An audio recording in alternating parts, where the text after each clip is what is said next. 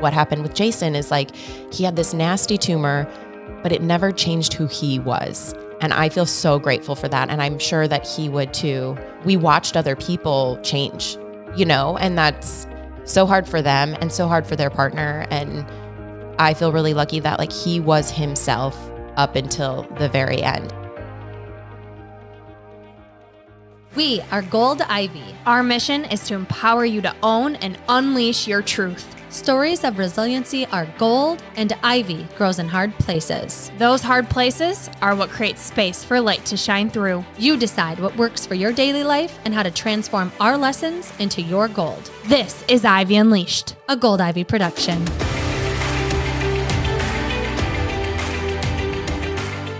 Welcome back to Ivy Unleashed. Today is a very exciting day.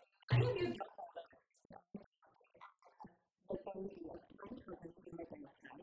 I'm the only girl, and so growing up, the first two girlfriends and Julie. Oh, really? Yeah, they were so excited.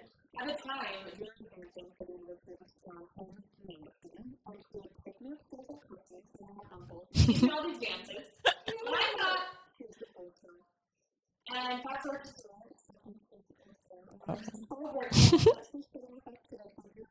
welcome to Ivy Unleashed. Oh my gosh, thank you for having me. I'm already getting teary-eyed. I think like this episode this morning, we're going to do some really heavy things. Julie has been through so much, and it's been an honor to know you and watch you somehow thrive and survive. And just see you as such a joyful person, and really feel so honored that you're here for us because you are staying connected with us. Even though it's a story that could have torn us apart, or so Julie married Brooke's cousin, Jason. We want to get into your story about your love life, about Jason, about you, about your story. Well, it's funny because Jason was not a dancer, but dance is such a huge part of how we met and just how we both ended up in LA. But we met through the UW dance team. I joined it my sophomore year in college, and Jason was a school year older than me, and he was really good friends with a bunch of the girls on the team.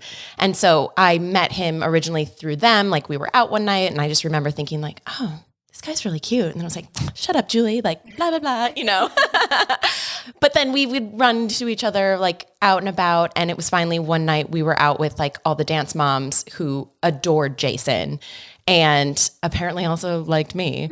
And, one of them to me was like, hey, what about Jason? And then to Jason, we're like, hey, what about Julie?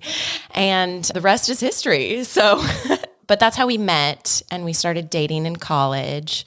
And it was just like a really easy relationship. Like, it just clicked and worked, and we didn't have to like think about it. It was just like we loved being with each other kind of from day one. And it like happened very naturally. Yeah. Fast forward to he graduated college. I still had a year left. I graduated. He stayed in Madison, was thinking about doing law school. So he took a gap year and was like an intern at a law firm. I graduated. He was about to start law school. And then I got into a dance program in LA that I didn't intend on getting into. I like auditioned with a friend for fun, and it was like, oops, you made it. And so all of a sudden it was like he was embarking on a 3-year law school journey in Milwaukee at Marquette, and I was moving across the country to LA to start a dance program. We did long distance. And this was before FaceTime and before like all the things that are really helpful these days in distance relationships.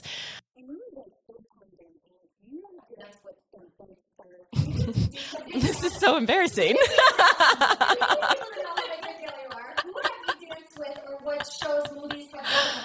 Oh my gosh. You guys, I'm blushing.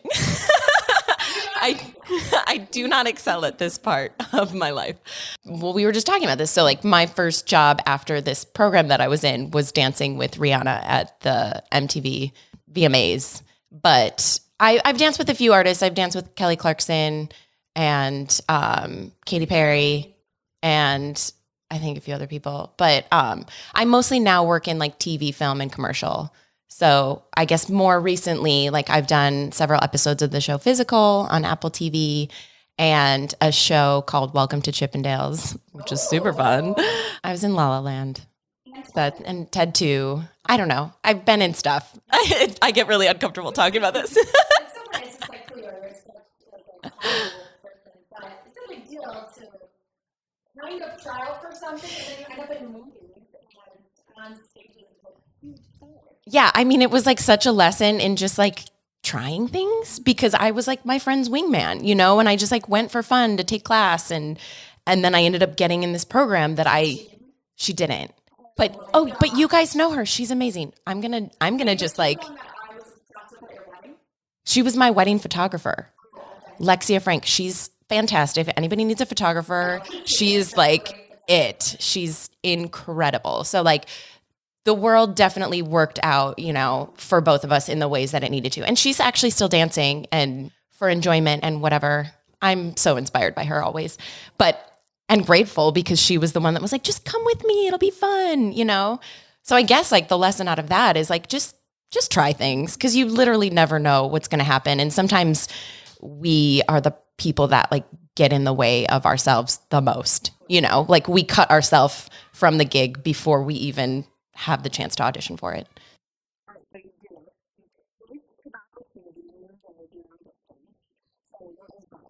I mean, it just required a lot of communication and just making sure we're on the same page and a lot of flights back and forth.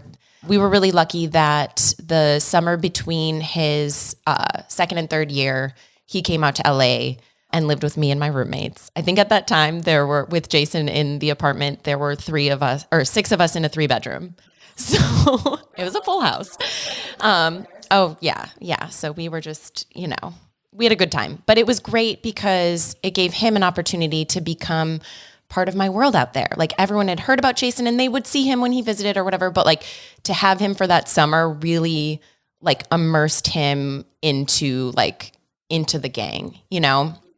And it made him realize like, oh, I really love LA. Like I could see myself living here.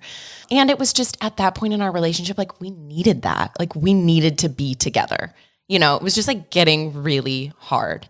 So that to me was like, it was just such a breath of fresh air.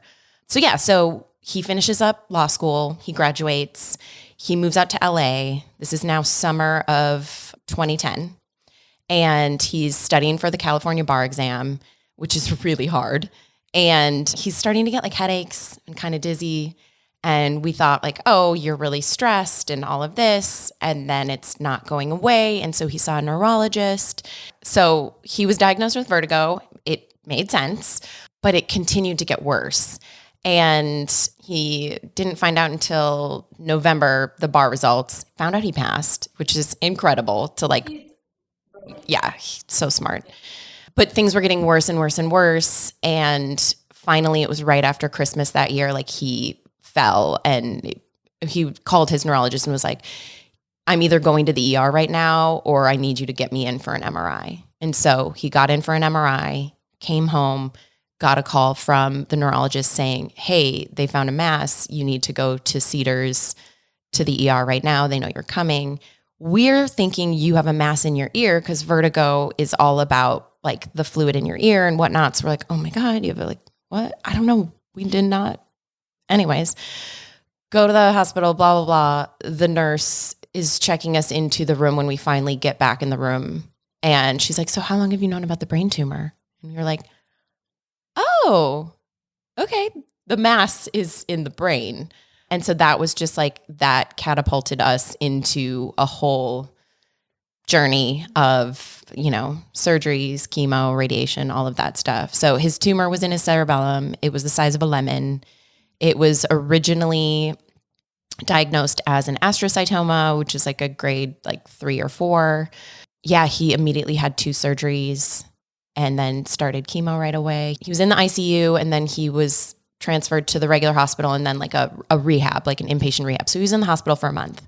And that meant I was in the hospital for a month because I didn't want to leave his side. You know, I would go do things here and there, but I would stay with him every night. And yeah, he did like a year of treatment. You do like gosh, it feels like forever ago. So I'm like, what do? You do like 30 days consecutively, I believe, of chemo in conjunction with radiation. And then you go on like a monthly chemo, like a birth control. But it's not. But yeah, that's like standard of care for brain tumors. And it worked. Like he was cancer-free for 5 years. And during that time, we got married and we had a lot of adventures and we kind of settled back into like our new normal. And we're very hopeful that like, okay, this was it, right? Like, I mean, it could come back, but also like, let's have this be it. This is the story, you know? And then in spring of 2016, went in for a routine MRI. He had been feeling fine. We didn't expect anything. We thought it was going to be one of those visits where we go in, chit chat with the doctor, and then we go grab lunch. And it was not. So the tumor had come back. So that began the journey of sort of the recurring treatments. It now had transformed into a GBM, a glioblastoma multiforme, which is not the kind of brain tumor you want. That is typically a death sentence.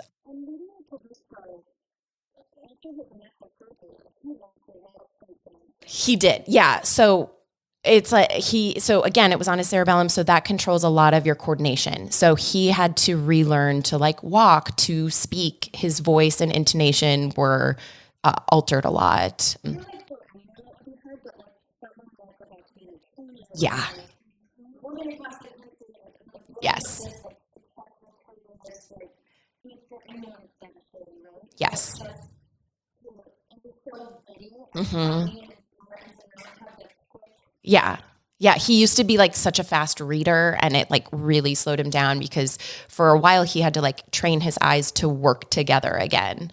And he was such a rock star. Like he did all the things and he improved so much, you know, like he really took something that could have been debilitating to someone else and like did the very best that he could and like excelled. Mm-hmm.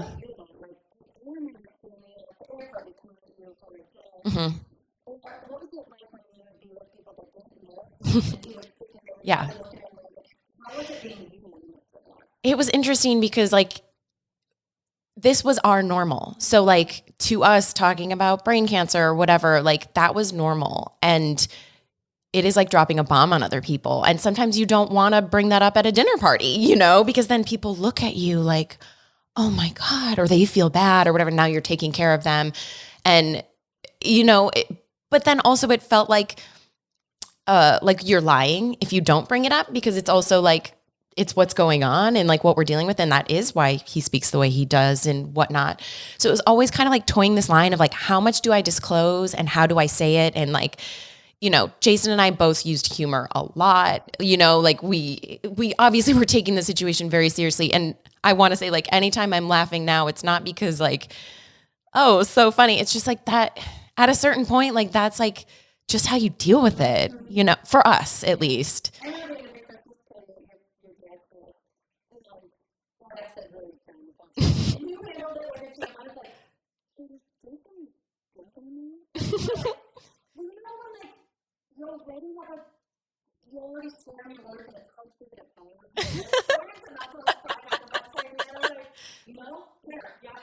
But also not a dumb question because like at first like he would have like a beer here or there or whatever, but I remember we went to the Rose Bowl one year when the Badgers were in the Rose Bowl and I think he had like one drink maybe, you know, and we were taking like the public transit back and an officer was like, whoa, buddy, like, you know, and he just turned, he was like, I have brain cancer. Like, and the officer was like, oh, like, you know, we had a few incidents. Like I remember at a Twins game too, like he was just going to have a beer and the guy that was selling, he was like, I don't know, buddy, you know, like trying to cut him off. And he was like, no. And like, you know, showed him his scar and the bartender felt terrible. But again, it's like, this is our normal, you know?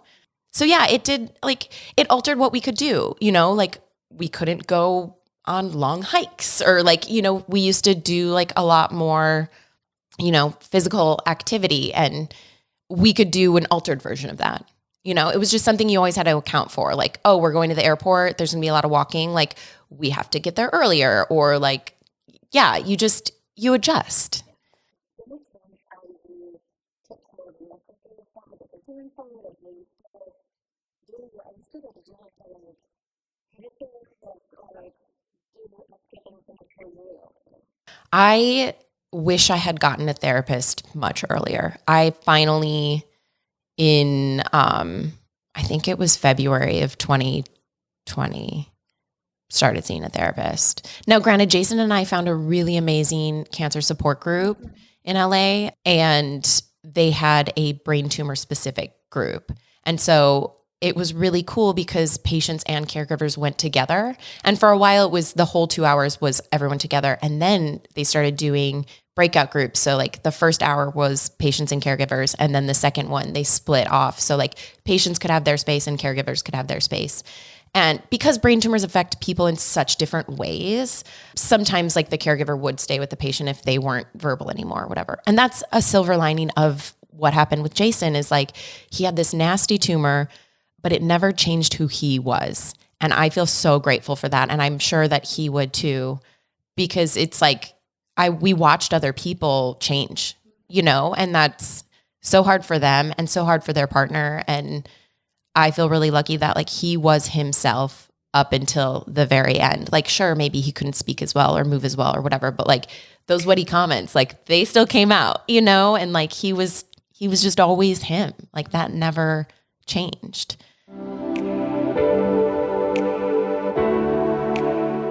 Brooke, what do you think everyone wants more of? Energy. What do you think most people are hoping to come out of 2023 with? Feel more confident, be an example for others, actually have the self-discipline to take care of themselves. Yes, exactly. Because we hear the need for it and we want to help you get in the best shape of your life, we created Move with GOLDIVY, our virtual workout platform.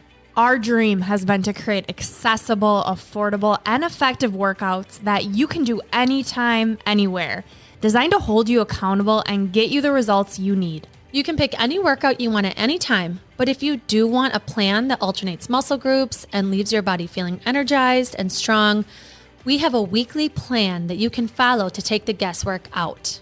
It's easy to navigate and packed with all kinds of workouts that will help you strengthen, trim, pump up, tone, energize, de-stress, all of the things we want our body to feel. It's within Move. Don't forget to mention the resources we offer. As a member of Move with GOLDIVY, you'll be a part of our exclusive Ivy League community, where we share our top wellness resources on things like meal planning, gut health hacks, time management, and more. And because you listen to the Ivy Unleashed podcast, we want to offer you all of this for only $20 a month, cheaper than any monthly membership you'll find. Not only that, you'll get a free trial week to test it out. And if you need more incentive to start prioritizing you, here's our favorite part. Your movement matters. Each month, 10% of your membership will be donated to support the mental health of those in need. So head on over to goldivyhealthco.com/move or find the link within the show notes of this episode and sign up today. Stop putting yourself in the back burner. Snag your spot and reap the benefits that you deserve to feel this year. It's your time. Move for your health, move for your confidence, move for your mental clarity, move with GOLDIVY.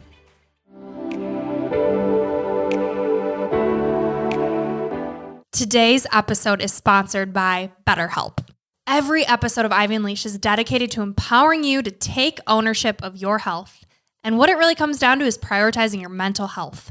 We've both seen the beauty and growth that therapy can bring and are thrilled to partner with BetterHelp to allow you the opportunity to feel heard and seen by a professional.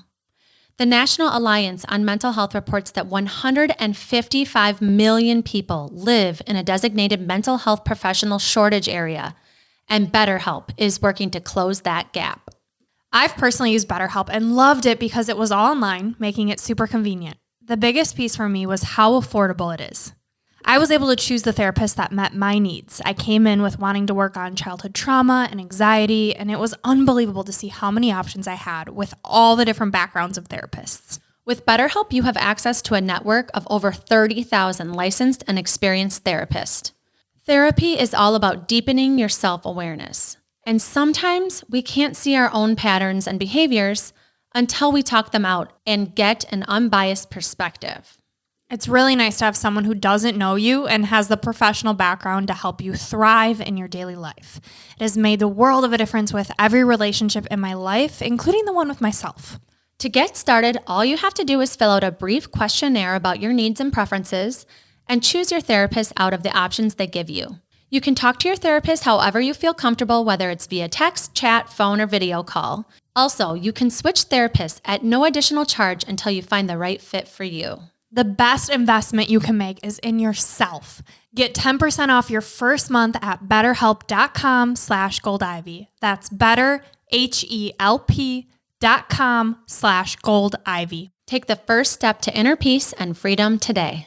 And now back to the show.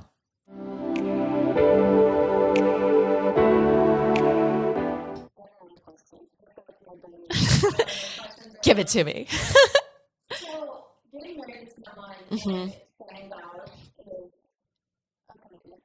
But marrying someone that's totally saying, like, committing and fitness and health is a whole different ball for me.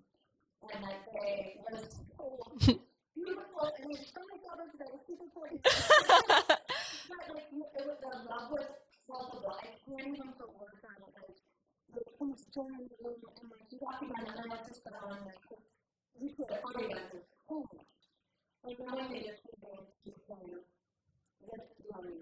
Yeah. What was that like? Like, how did you go through the process of counseling, get married, get about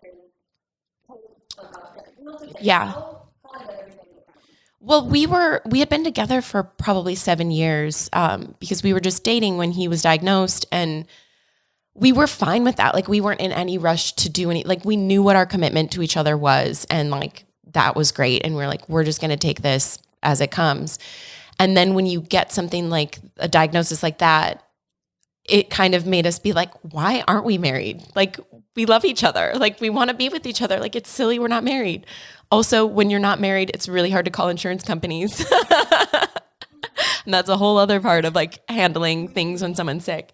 But it just like, it really, I think it brings you into the present moment, and it makes you realize, like, you know, we want to be married to each other, so let's do it. And I was really surprised, like, when he proposed to me. He proposed at the Hollywood Bowl, which is like such an iconic venue in LA. And I had no idea. Like, I was totally surprised but ecstatic, because I thought that he wanted to do it when he was like, he was in speech therapy a lot. And like, he made it seem like, oh, I don't want to get married or propose until I can like really speak well or whatever. And I think he got to a point where he was like, this might be my new normal, like, what am I waiting for? Like, let's just do it. And I think that all circles back to like, stop, like, don't wait around for things. If it feels right and if this is what you want, then like, go for it, do it. And I'm so glad we did. And there was never any question that I wanted to marry him, and I wanted to be his wife, and I wanted to have a life together, however that was going to look. Like, nothing was going to, change that. But it does, I think it does add like a gravity to your vows and everything, when I think we were like very optimistic and like, you know what, maybe we're going to be like, he's going to be the one that this doesn't come back, like, he's going to beat this, and like, it's a one and done kind of thing. And so I think it was, it's partly that, but it's partly like, even if it comes back, like, we want to be together. And I don't know.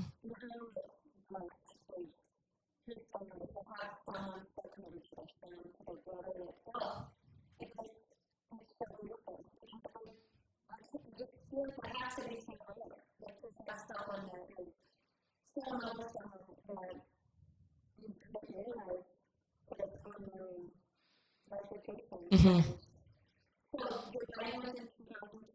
Uh-huh.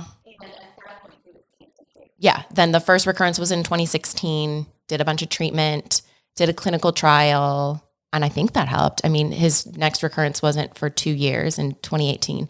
And then it's like, then they started happening closer together. And then you start to run out of treatment options. And then your doctor, who was the best, he had the best neuro-oncologist, like, so talented, but also so cool. And like, we became friends with, I like miss him now, but when he's always like, okay, well, we got another trick in our pocket, and then when it starts to be like, how's your quality of life? then you start to know like, okay, like, this is like getting real now, you know?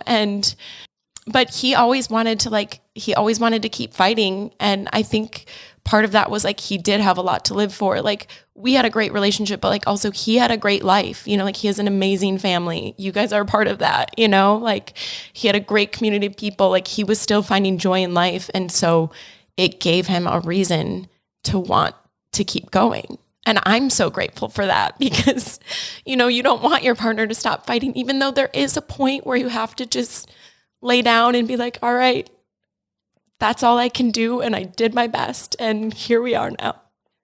And those are really hard decisions to make. And they're very personal and people choose them in different ways. And I've seen people fight for so long when you're like, oh, maybe they shouldn't have kept doing treatment or something. And then I've seen people, you know, who are like, no, I don't want to do any more surgeries or whatever. And like, you have to respect people's choices because it's so personal. But I feel really grateful that he was willing to fight for so long because we had some really great times together, even within like the really hard times.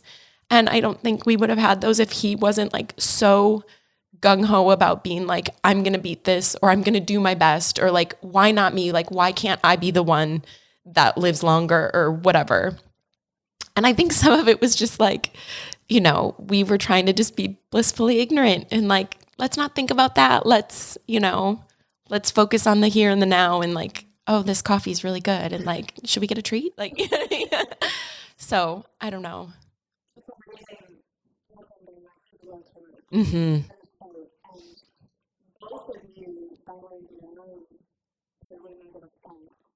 Mm-hmm.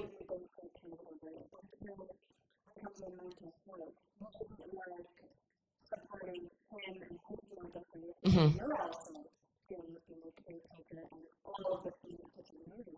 Yeah, I mean, people are always like, well, you have to take care of yourself and you can't pour from an empty cup. And they're absolutely right.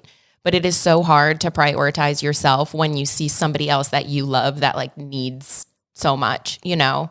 But Jason was always so supportive of me. I feel like we really made a good team because he lifted me up as much as I cared for him, you know, like I'm definitely the more outwardly emotional of the two of us. So like I'm the crier, you know, like I think I saw him cry twice in his life.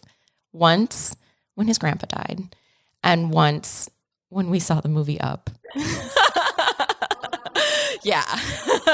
And especially now in retrospect, I'm like, oh my God, like, you know, it really gets you. But he was, you know, that's just like not how he expresses emotion and that's how I do. And I feel like he did a really good job of staying present and staying positive and pragmatic, you know, like, okay, well, this is what we do. Like, what do we do? This is what we do. We do this and this and this, you know. Yes. Yeah. Oh my God. When he was like the final stretch of him being in the hospital was during COVID. So I was barely able to even be there. And like I think he was maybe like, he might've been on the ventilator at that time. So like he can't talk, but he's like trying to write. And he's like, at this point, like he had his final surgery and we were going to try a little bit of radiation just to buy time, you know? And he was literally on a ventilator in the hospital writing radiation ? Like, when am I going to start this? And it's like, he still wanted, you know, he was still like, I got to get out of here. I got to do the next thing. Staying present as much as possible. Like you're kind of forced to, because if you think further down the road, it gets really scary. You know, like I don't want to think of my life without him, you know? And so then inherently I'm like, okay, well, let's not think of the life without, let's think of like where we are right now, you know? But then at the same time, we have these discussions all the time of like, how do you plan for the future while staying in the present? It's really hard, you know? And so much of society is set up to be like, what's next? And we got to do this and we got to save for this and that. But then also everyone's saying like, stay in the present moment and like, you know, live your life. And it's really hard to like do both of those things at the same time. But I think for me personally, not looking too far in the future, maybe a little bit, because you got to plan some things and having like fun things to plan. We were so lucky to have like weddings to go to and family and friends to go visit all over the world. And those types of things always gave us something to look forward to. It was hard, but I feel like, but at the same time, like, I think we always felt so supported and we felt like we were a team. And so like, okay, well, whatever we have to do, like, we'll just do it together. Like, we'll face that together. And I feel really lucky that I had that and lucky that Jason had that, because not everybody gets that. You know, a lot of people go through hard things by themselves.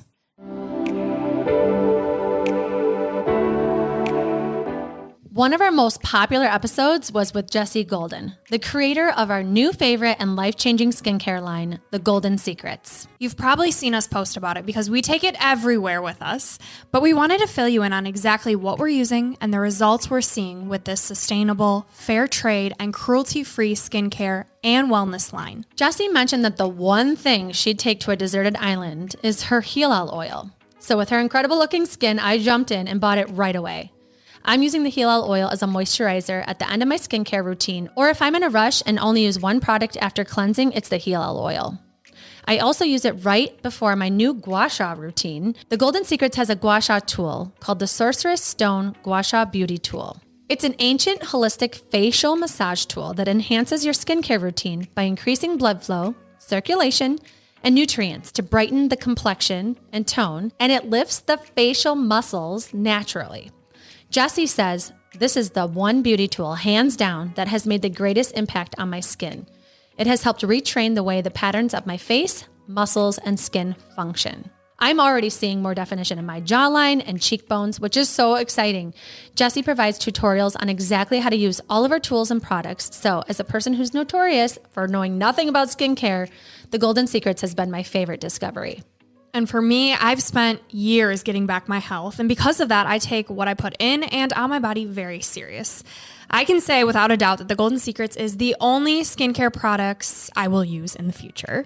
I swear by the Heal oil, the Youth Beauty Face Oil, coconut lip balm, and will soon have every product on my bathroom sink. The Golden Secrets is rooted in nature, ancient wisdom, and organic beauty. Jessie Golden thrives on making skincare and wellness products that benefit everybody. We're thrilled that we have a discount code you can use to save money when you shop the Golden Secrets. Use code GOLDIVY for 10% off today, and keep watching us at GOLDIVY Health Co. on all social channels as we continue to share our amazing results with the Golden Secrets skincare line. You can find the link and code in the show notes of this episode.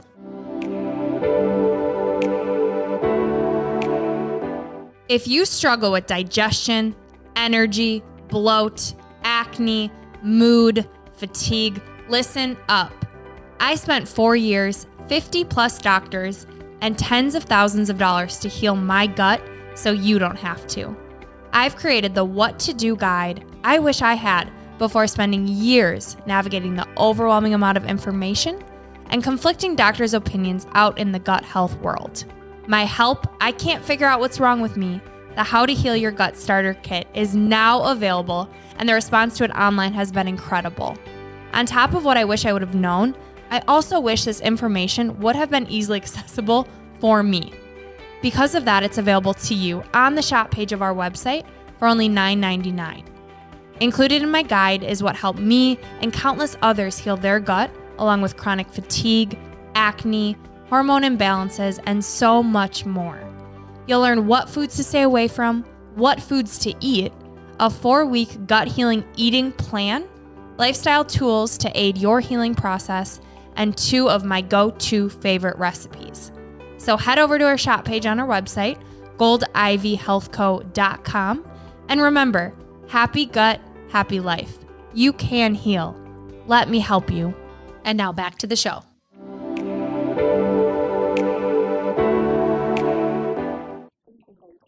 Yeah.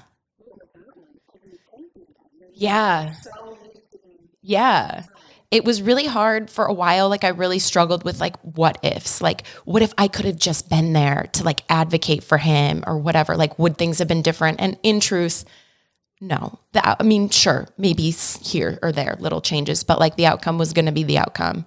And we were all able to be there, you know, and say our goodbyes. And I was there when he passed, and it was really beautiful. And, you know, he did it as much on his own terms as he could.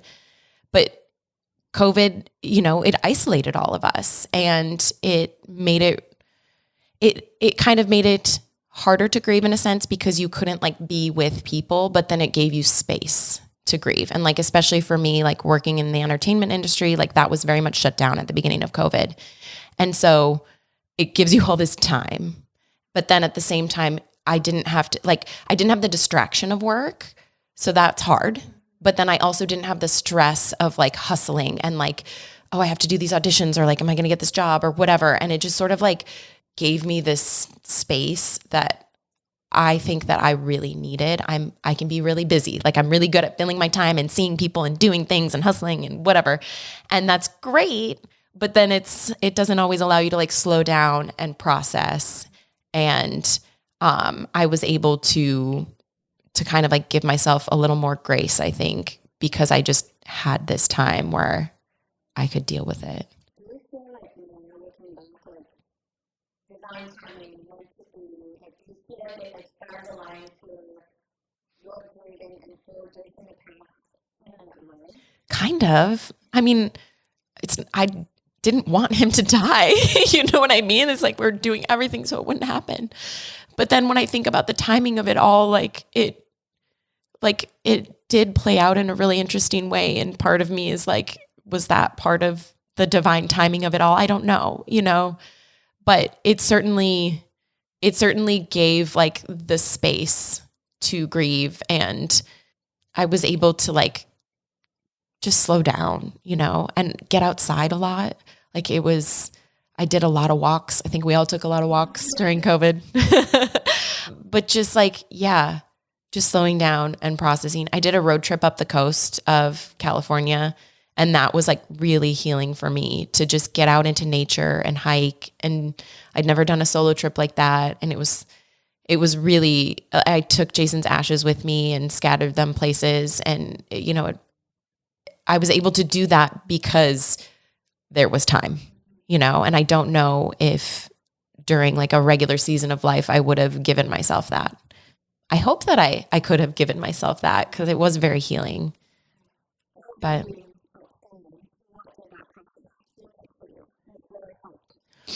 my therapist. So I did finally start seeing a therapist, like I said, in February of 2020. And it was really nice to have that relationship established before Jason passed, because then she really knew me and knew us. And she had gone through her own cancer journey. So I felt like, and at the same hospital. So I felt very connected, and like she really got it on a different level. And so just having that like weekly check-in and that person to like help me process all of the feelings that come with it, that was super helpful.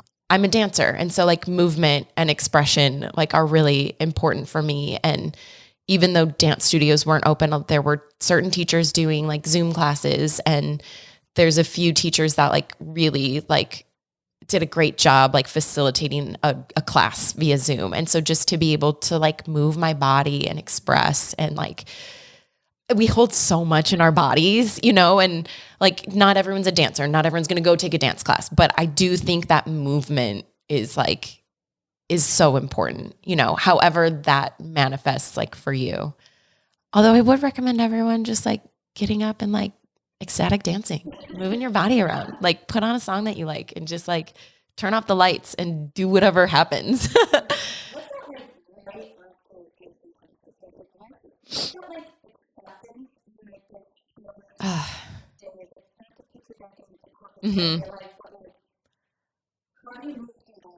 The acceptance was really hard. Like he passed on a Monday, and like I wasn't even able to like post anything on social media until Thursday. And I know that's like, I don't know, it sounds like superficial talking about Instagram or whatever, but like to me, that was like saying it happened, like made it real, even though it was already real. And it was hard. Like, this is the person that has been with you for so long. And my sister stayed with me that night.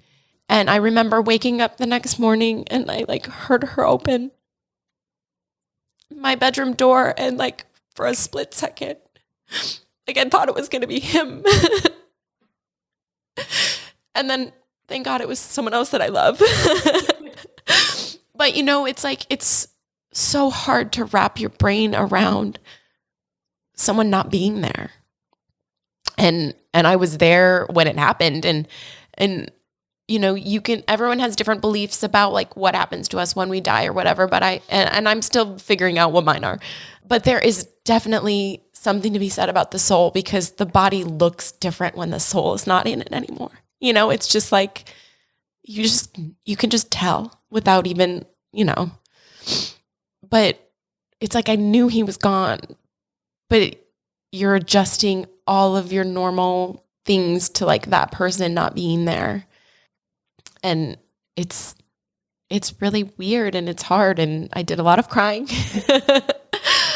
Yeah. But I have amazing people in my life as well. And I feel like just the people that reached out, or, you know, me being able to reach out to other people. And even though we weren't able to like all be physically together, just having that like connection was really important for me.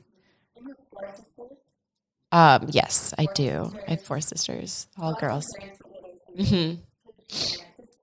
2 sets of parents. Yeah. Siblings on both sides. I mean, I had so much support, and like, I hope that I was also able to like offer other people support as well. Cause I wasn't you guys lost Jason too. Like I'm not the only one that lost him, you know, his whole family lost him too, his friends. And I feel really lucky that like, I still get to be a part of his families and of his friends. And, you know, not everybody gets that. And I feel really lucky to have that.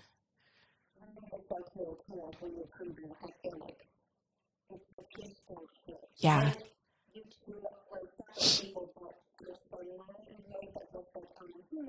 Mm-hmm.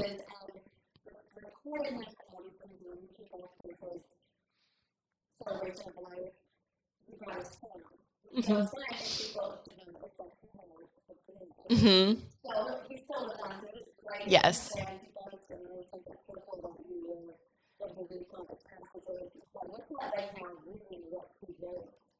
It brings him back to life, you know, like we weren't huge gift givers, but we always gave each other cards. And so like, you know, birthdays, Christmas, anniversaries, all of that kind of stuff, like we would write cards for each other. And it's like, between that and his blog and his Instagram captions, you guys go back on his Instagram. Like he's such a unicorn. Like they're so random, the pictures that he chooses to post or whatever. And then you read the thing and it's so uniquely him.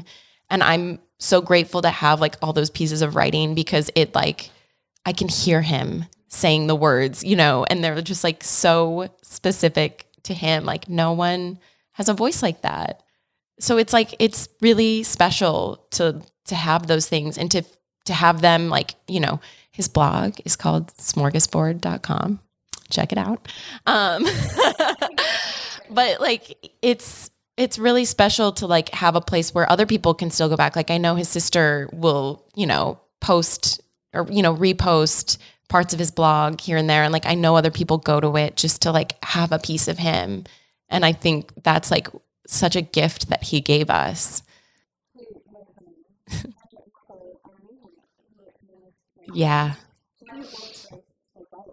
Yeah, that it's been 3 years now, and it's crazy to think that that's how long it's been, because it feels like it just happened, but it also feels like a lifetime ago since I've seen him, you know? And that's, you know, we carry our grief with us. It doesn't go away. Like it just becomes part of your life. There's an Instagram that I follow, Dr. Julie Smith, maybe that's her last name, but she has like some really good like visual examples of grief. And like one of them is like a black circle, right? And that's your grief.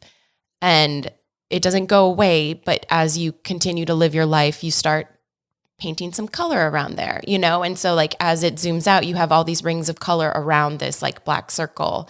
And that feels very like real to me, you know, where it's like, you still have it with you, but like, as you experience more life, you find joy and life does go on. And that's beautiful and heartbreaking. And like, sometimes I feel guilty about, the fact that I'm still here, or I'm finding joy in different ways, or I'm doing something that Jason and I would do, without him or with other people or whatever. And it can be hard, but it's also, that doesn't take away any of our memories and our experiences. And I know that he would want me to keep living my life and finding, joy and happiness and all of that.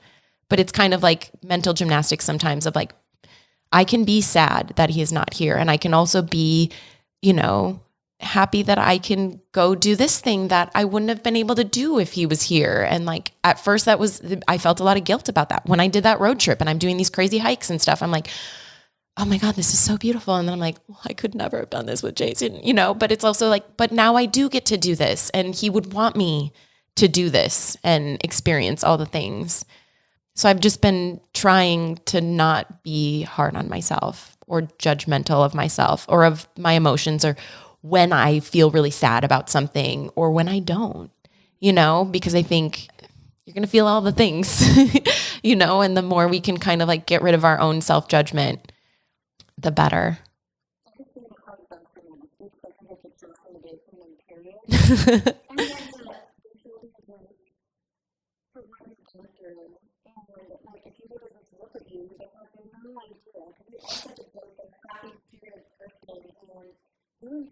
Mm-hmm.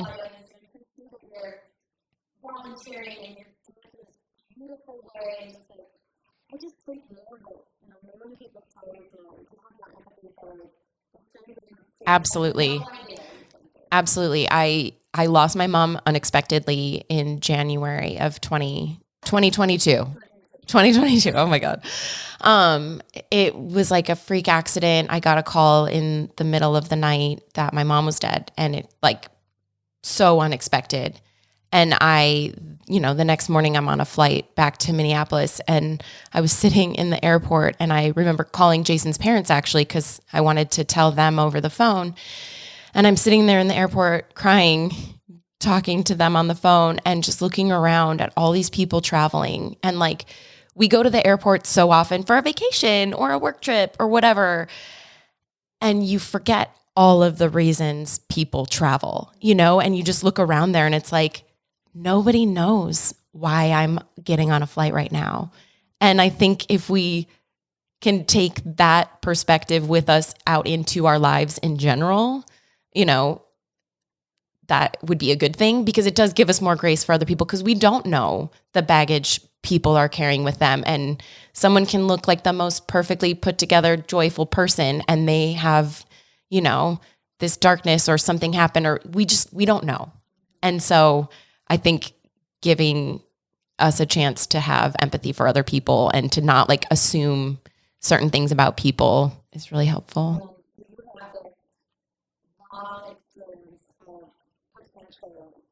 Mm-hmm. Yeah. Yeah. I mean, you are just like, in yourself. Why? This is so unfair. Like, these are my two people. Like, they're so much, yeah. stuff. Yeah. Like, what is that? Like, if I do not feel something every day,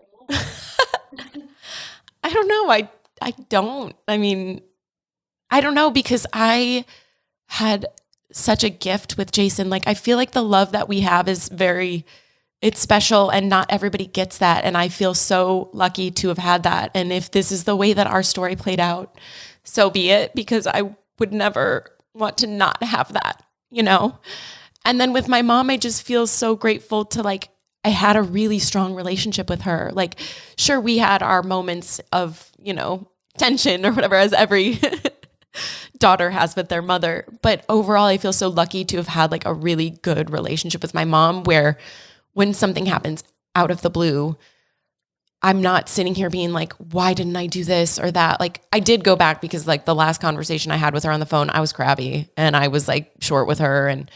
But I do remember being like, I'm sorry, I'm crabby. I don't really want to talk right now. And so of course the first part of me is like, God damn it, Julie. Like, why? Like, you couldn't have just like pulled up and like, whatever. or why didn't you call her since then or whatever. But overall, like I had a really good relationship with my mom where I'm like, I know she loved me. She knows I loved her. Like this happened. I can't take it back, but like, I'm so glad that like I was just home for Christmas, you know, and like had this time with her. They're both shitty situations. Like I don't want anyone else to have to go through them.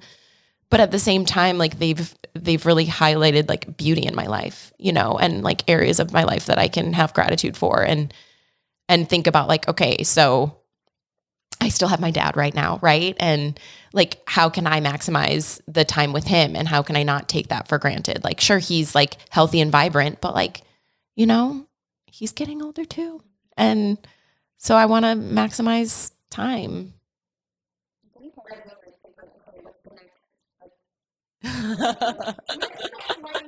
Right. I mean, I'd like a little break. That'd be cool. But I don't know. Life is life. Like shit happens in life. I don't know. I mean, I'm not special. Like bad things are going to happen to me. Bad things are going to happen to other people. Like, I don't know.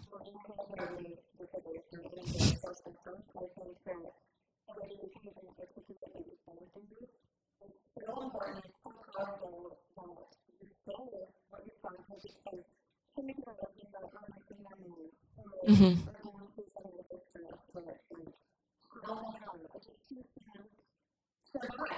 Mm-hmm.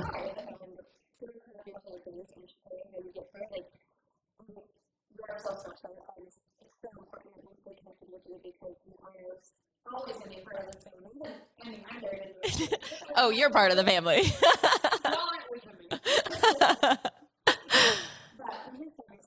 Oh.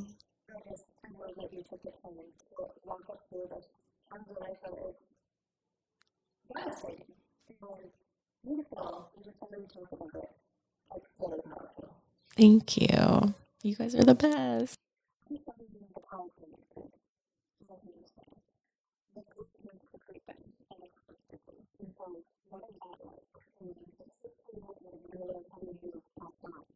Sometimes, honestly, I just have to sit in it, which sucks, you know, like nobody wants to like feel icky or sad or whatever.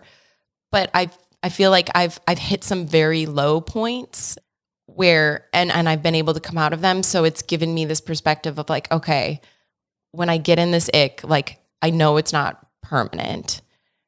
I don't want to be in it. And I try to just like allow myself to feel whatever I'm feeling. And then I try to do something else, like go for a walk, go get a coffee, like go just do something else. And it helps me to just kind of like shake it off for a moment. And sometimes I come back home and I'm crying on the kitchen floor again.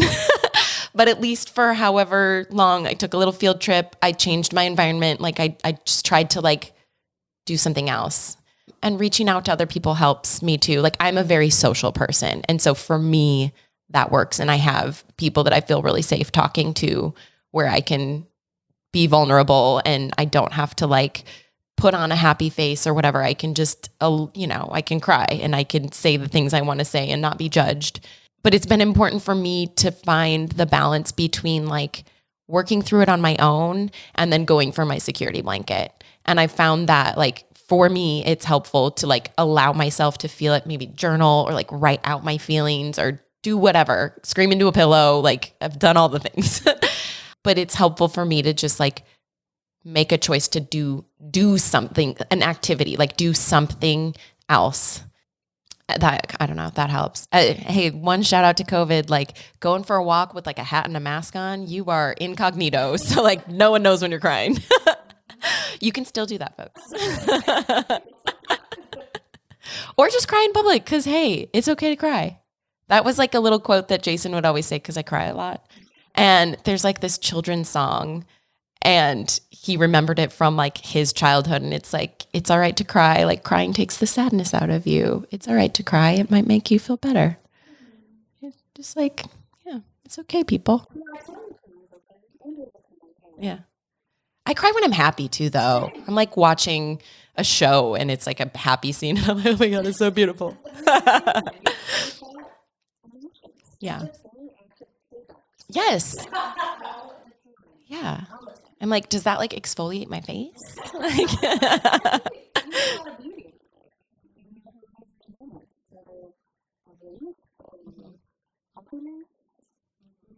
yeah. Yeah. Yeah. Yeah.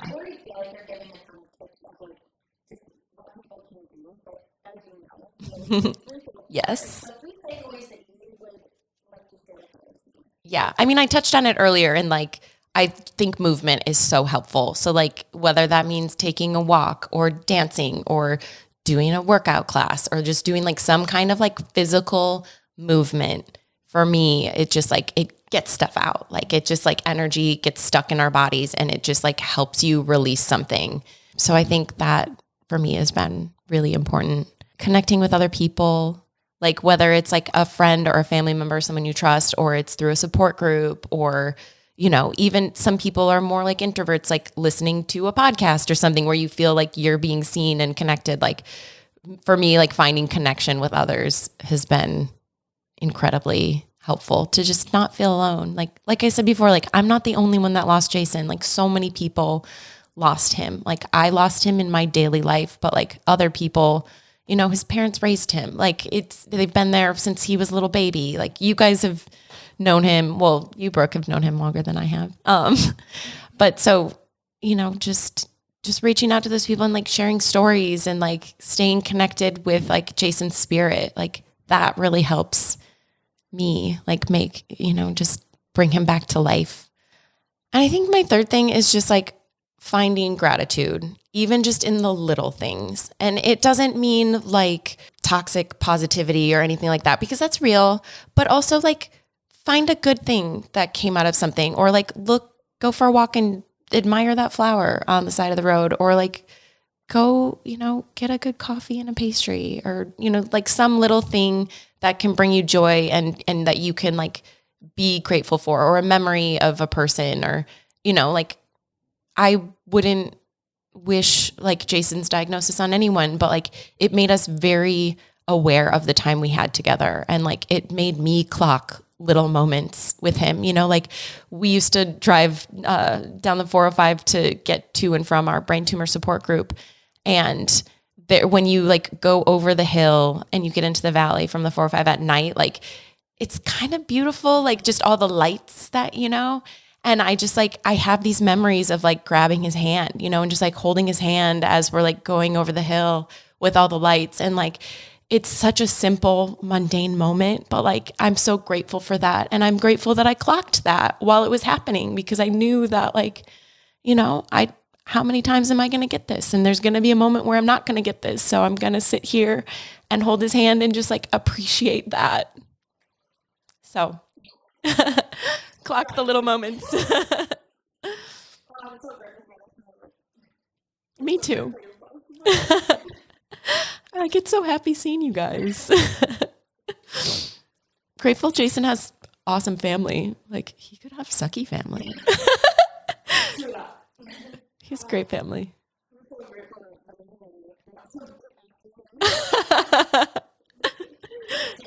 Yes. Okay. I have to be. Okay. Oh. Mm-hmm.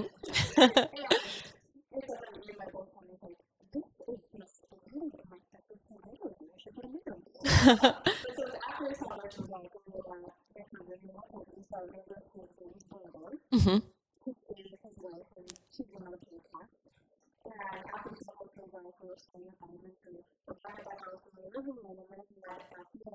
Uh-huh.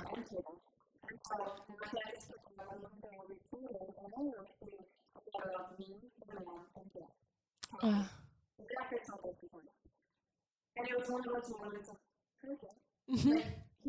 Yeah.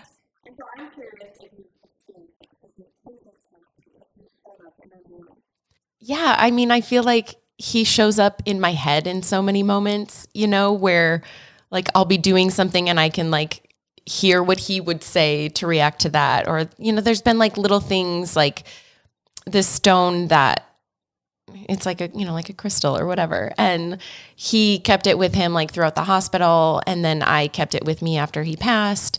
And I had it like on my nightstand or whatever. And it was the 4th of July, like right after he had passed. And I woke up and it was the first night I had like slept through the night.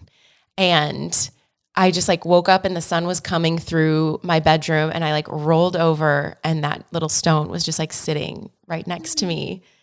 And I don't know, I could have grabbed it in my sleep. You know what I mean? Like, I don't know how it got there, but either way, it just felt like I like rolled over. I had this like really restful night. Like the sun was coming in. It was a beautiful day. We always loved 4th of July. And like, it was like, hey, so there's just been like little things like that. Like last summer when I was in town for Jason's brother's wedding, I was driving into Madison to meet a couple friends for dinner and I stopped and I had been thinking of Jason and the car in front of me's license plate said Jason. And I was like, okay. Hey babe. I think I had been like talking to him out loud, like in the car or something. Cause I'll do that sometimes, just being like, I really wish you could be here for Zach's wedding. And then it was just like license plate, Jason. Yeah. So there's been some fun little things like that. Yeah. My question is about your dance video. So you did a video where people share this so beautifully. It's not even like put the video in words, but he's dancing with Jason because he's in their apartment. And I'm so curious about how that came about, how it was shooting, and like how that was to work. Yeah, that was like so important for me to be able to do. And my good friend, Casey Money, he was in the scholarship program with me. So he knew Jason like from before Jason was sick, And so he was the one that was like, I don't know how it came up, but we were talking and I was like, I really want to make some kind of thing. He's like, yes. And he's a brilliant dancer, choreographer, director. And so we were talking, we're like, let's collaborate on something. And we were throwing some ideas out. And then he has a friend who's a musician and her name is Stephanie. And she has this song and he heard this song of hers and he was like, oh my God, this is the song. And like came to me with like this treatment of like, I heard my friend's song and this just like all happened and we talked about it. It was like, oh my God. And this was, mind you, during COVID. So like, we're still being very safe. Like I'm not, I'm living in my little apartment bubble by myself. And we both had just come off of doing jobs where we were like tested for COVID. And so we're like, okay, so we know we're good. And so he came over and we mapped out the movement together in one day. And he plays Jason and he took it so seriously. Like, he would be like, Jay would kind of like hold his head like this, right? Or like, he just like, it was really, really sweet, the care that he took in like portraying this person that, I loved so much and he admired so much. So yeah, we like worked through the movement together in one day. And then our friend, Fred Diaz, who was also on scholarship with us, who was my roommate, Fred and I shared a room, like in that apartment of like 6 people in a 3-bedroom. Fred and I originally shared a room and then he switched rooms like when Jason came in for the summer or whatever. So again, has known Jason forever, loved Jason. So he came in and shot it for us. And it was just really special to be able to create something to honor Jason, to express, the feelings of loss, but also the feelings of like warmth that you have when you remember those moments with that person. And to be able to do it with 2 people who love Jason and knew him and, are so close with me was really special and like made me feel really safe. It was also like the first time I'd like really like touched other people in a long time because again, we're like living in the COVID world, and like, yeah, maybe you've given someone a hug or something, but you're not like cuddling up with your friends or anything. And so like dancing with Casey in those ways, it was just like feeling human touch again. But it was just, it was really beautiful to make. And then it sort of like gave me this like closure of that apartment for us. Cause Jason and I moved into that apartment. It was the only place we lived in together in LA. We were there for like a decade. We never intended on staying there that long. It's just like, we couldn't leave, And so it like weirdly gave this like, wrap up of that space and that chapter and gave me sort of like helped me feel permission to like move forward, into a different space. So it was really healing for me. It was really beautiful. And the response that I've gotten since, like when I released it originally, it was overwhelming. And then it screened in a film festival in New York in May. And like, you know, just again, like people's response to it was like so beautiful. So to be able to like create something out of a terrible situation, but like create a piece of art that can, you know, help other people, you know, experience something or feel something, or, you know, because it was, you know, as an artist, it's like you're always, or I'll speak for myself. Like I'm judgmental of my own work. You know, I'm critical, and like I'm a dancer. So I like grew up in front of a mirror and like always assessing things or whatever. And so, you know, it was so personal. And so then you want it to be so perfect and this and that, whatever. But it was really nice to like partner with Casey because he edited it, and, you know, and he was really helpful in like making those decisions because I can just be my worst critic, you know? And so it was hard in some senses, but like in some, it was really nice to be able to like, I don't know, see Jason depicted in that way. And then we put in like little footage from our wedding, like at the very end in the credits, and that like, he's so beautiful. Like it makes me happy to see him. So like it's, you know, it's like those moments where he's like brought back into the present and back to life, and like you see him and his vibrancy and all of that. And I don't know, it's been a really great experience for me.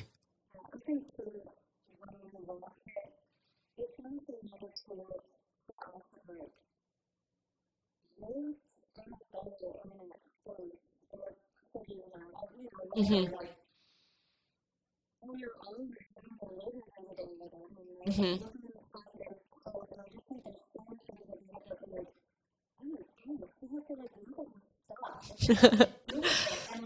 It's a whole other thing.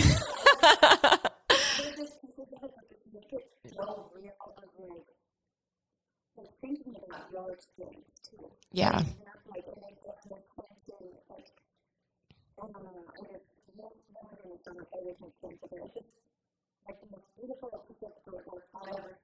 Thank you.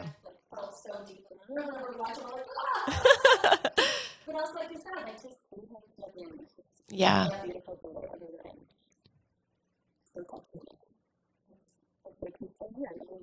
Yeah.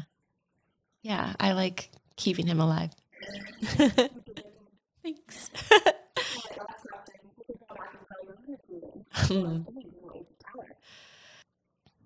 I think I would tell her, like, you are enough. I think, you know, we can be like so critical of ourselves, or, you know, yeah, I think I would tell her, like, you are enough, and like, just go for it. Just be you. I mean, I don't think that I wasn't like, I don't think I was not me or whatever, but I think a lot of times I like waited for permission to do certain things, or like waited to be told like, oh, you're good at that or whatever. And I think it would be nice to just tell her, like, you're going to be okay. Like, you got this. Like, just keep being sunshine, and you're going to be fine. You know, like everything's going to be okay.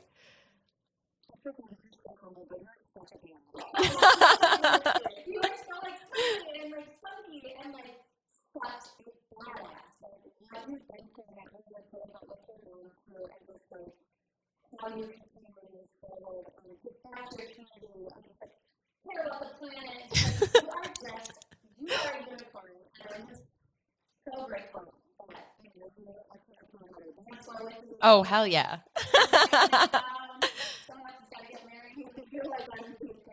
Yeah. Well, maybe we just need to like throw a party or like go out.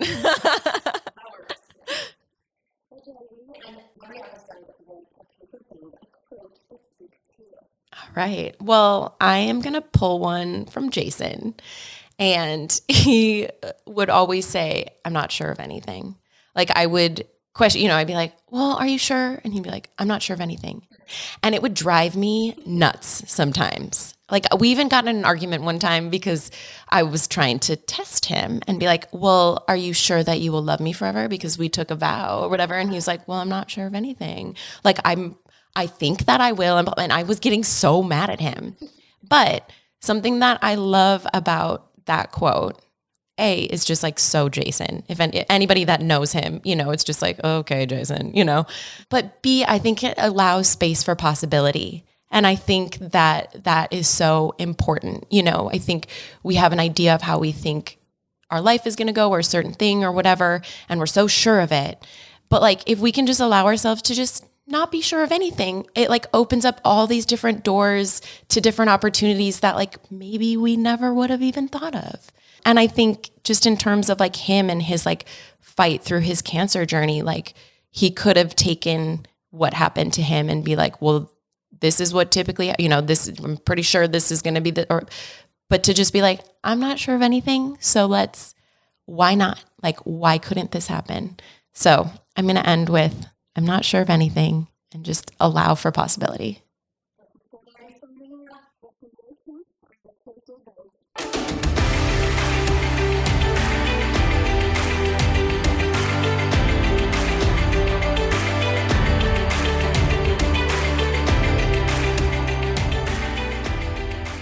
We want to thank you and encourage you to celebrate yourself for taking the time to learn and get inspired in your one beautiful life.